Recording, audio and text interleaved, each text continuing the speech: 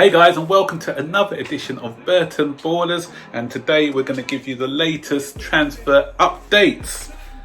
So today we're going to be talking about our search for a keeper, and is Kepa going to be staying to fight for his place? We're going to be talking about a loan move involving Conor Gallagher, and we're also going to be looking at a triple bid from Inter Milan for 3 of our key players. What about Havertz? Don't worry, patience, mate, patience. We'll be speaking about him in a minute. So, on to the first story now. So, the first story regards Petr Cech and our goalkeeper Kepa, because Kepa has said he wants to stay at Chelsea to fight for his place in the side. So these are the words that Petr Cech used for Kepa. He says Kepa struggled last season, but it's an unquestionable. That is unquestionable, but the club invested in him and gave him a long-term contract because they believe he has the qualities and attributes to be successful. So anyway, so that's, for me, reading between the lines, what I'm seeing here is that Chelsea are definitely going to be in for Edouard Mendy.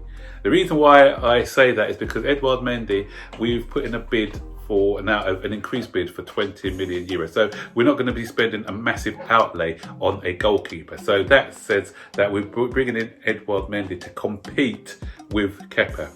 So we won't be getting Kepa off the books. The club still believe in him. I've lost all faith in him, but maybe the club believe in him. Or maybe it just could be that they're not going to say a goalkeeper's rubbish, is he, and we want to get rid of him, because that would just push his value down. So obviously they are going to say that he's still a good goalkeeper, but they will need to talk up his potential for people who want to buy him. Other clubs who want to buy him will not devalue him. So that could be just a ploy. But I reckon that he's going to stay. I reckon that there's going to be no number one. If anything, Cavalier is going to go. There's no number one. It's a case of whoever performs between the sticks is going to be the number one goalkeeper. So he's going to get the competition that he needs, genuine competition from Edouard Mendy. Edouard Mendy is going to be promised the fact that there's going to be no, set number one, and it's going to be a fight till the end. So whoever wins that fight, if the presence of Edouard Mendy means that Kepa's performances are going to improve, then yes, I'm all for that.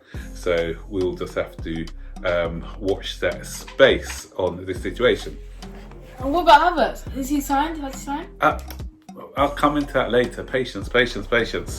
So, other story is Conor Gallagher. Apparently, Conor Gallagher is going to be going out on loan to Crystal Palace, but Chelsea want to tie him up to a 4-year deal before sending him out on loan. Great loan move if you ask me. Crystal Palace are an established Premier League club. They've also bought in Eze from QPR, and he'll get games at Crystal Palace. Batshuayi went there on loan, if you remember. Ruben Loftus-Cheek's been there on loan. Crystal Palace now are to look after our loan players. They're also always included in the team. So a higher level of football for Conor Gallagher. We can see what he can do and see whether he has what it takes to break into the Chelsea side in the future. Now we're going on to a triple bid which has been made by Inter Milan for 3 of our players. Yeah. Wait, Havertz, huh? No. Wait, we're coming to Havertz. So, apparently, this has just come in actually. They have made a bid for Kante. Also, we already know about the Emerson Palmieri bid that they're making, and Olivier Giroud. I heard yesterday that a Kante bid was turned down because they think that Kante has still got a part to play in Frank Lampard's team this season. They don't want to get rid of him, but Inter are determined. Obviously, he's played under. Conte was the one who brought him to Chelsea in the first place from Leicester. He still admires him a lot. So he's trying to bring him in. He's trying to bring in, as I said, Giroud. Giroud was linked with Inter, if you remember, in the winter. and also Emerson has been linked with Inter for quite a while now, so they want a triple swoop. I can't see it being a triple swoop. I still feel Kante's going to stay. I think it may be a double swoop because Giroud's playing time may be limited, especially if Tammy Abraham's probably going to be the backup to Timo Werner, who's come in. So Giroud's going to find himself further down the pecking order. I like to keep Giroud actually for his experience. He proved last season when he came into the side that he still had a lot to offer. But because the Euros are coming up, he may feel that he needs to be playing on a more regular basis. So for that reason, he may decide that he wants to move on. Yeah. And now was it Havertz? I'll come into Havertz in a minute. Yeah. Right. So, and the other story, there's no other story, but this time last year, or 2016 actually, we were saying welcome to Marcos Alonso. Alonso is split the fan base. He's had some good games for us, some bad games, some indifferent. He loves playing against Tottenham. If we were playing Tottenham every week, then Alonso would be ideal. But he's scored quite a lot of goals for us, but his defending has been poor. So he'd have been good as a winger, but he's not very good as a left back because he's been found wanting on a lot of occasions. And 2 years ago, this is an even worse window where we signed Drinkwater and Zappacosta, two of the worst signings ever made. Drinkwater hardly featured for Chelsea. Zappacosta played now and again under Conte, but he wasn't like a mainstay in the team. And we've got no sort of market value for these two players now. I'm not sure we'll get 2 pence for Drinkwater, and we'll get a few pounds maybe for Zappacosta. But all that stupid transfer activity has now come to an end, as you can see, with our pursuit on the players we're buying this season. We're looking at going back to the way Chelsea used to do their transfer dealings.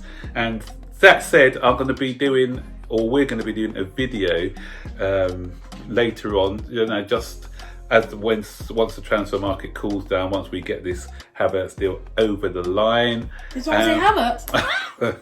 Yeah, once this Havertz is over the line, we're going to be doing a rate this window since Roman Abramovich has been here. So we'll be looking at all the transfer windows since Abramovich till now, and have given them a rating out of 10. So stay tuned for that video. So, did someone mention Havertz? Right. Me. You, Havertz. So let's talk about Havertz now. Good news and bad news. The bad news is that he hasn't officially signed yet. I'm out. But the good news, come in, we've got some good news. For all you fans, like being a bit impatient, like Zany here. I keep saying this, relax guys, it's happening, and you know why it's happened? The biggest hint yet that he's going to be signing imminently is Peter Bosz was mentioned something today in his press conference. Yeah, so here's what Peter Bosz had to say.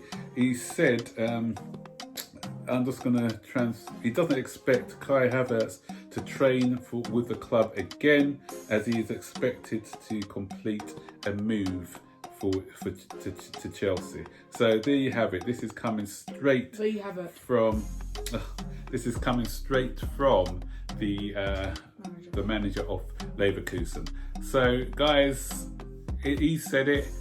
The club it's even on the club's Twitter page, and the comments made by Peter Bosz. So they are resigned to losing him now. So all we need to do is wait for that official announcement. As soon as that announcement is made, we'll do a video, guys. So we'll be changing into our Chelsea shirts to celebrate the move. So stay tuned, guys.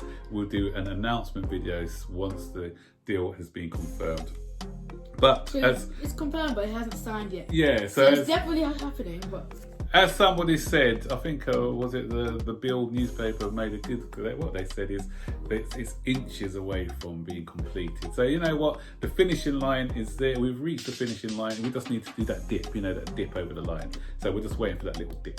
So once that little dip has been done, then yeah, we can start celebrating. You can kind of start celebrating, but let's wait for it to be official. Yeah, that's it. So you can't, once you can't cheer before you've gone over the line. It's just like Havertz is a ball with arms and legs, but one leg isn't over the line. Yeah. No, not even one leg, 1 foot. Yeah. A toenail. Yeah. Left side by a toenail. We'll just leave you with a story. That's the reason you can't cheer before it's over the line. There was a situation once where this guy, he thought he'd crossed the finishing line, but he hadn't actually crossed the finishing line, and he was cheering, and people started to run past him. Then he realised that he hadn't crossed the finishing line. Yeah, there's also this guy when my brother was doing this racing thingy, because he was in year 6. Yeah, that's what I was talking about in sports day. It wasn't in sports day. Yeah, it was. I thought you meant in real life. No. It was in real life, but it wasn't in. It was at a sports day at school. Yeah, and he thought, the teacher to the say. teacher had to show him. He said, "You know what? This is the line." So he thought, but he had to run past it. And in the end, he ended up finishing last. So I won't start cheering yet and getting champagne out yet, but it's close. And I mean, inches. So guys, don't forget to like this video, subscribe to this channel, and turn on all post notifications so you'll be notified when I make a video. Share this video and comment down below. Can we get this video? But thanks for smashing the like button for the other one. And thank you for 4,000 subs, 4,000 guys. We made it. Well done. We made it before the end of the month, so it's good. Can we get 5,000 subscribers? This is a big ask, but 5,000 subscribers by the end of September. Yeah. Okay then. See you later. And 500 likes. Okay. Thanks, guys. Bye-bye. Bye.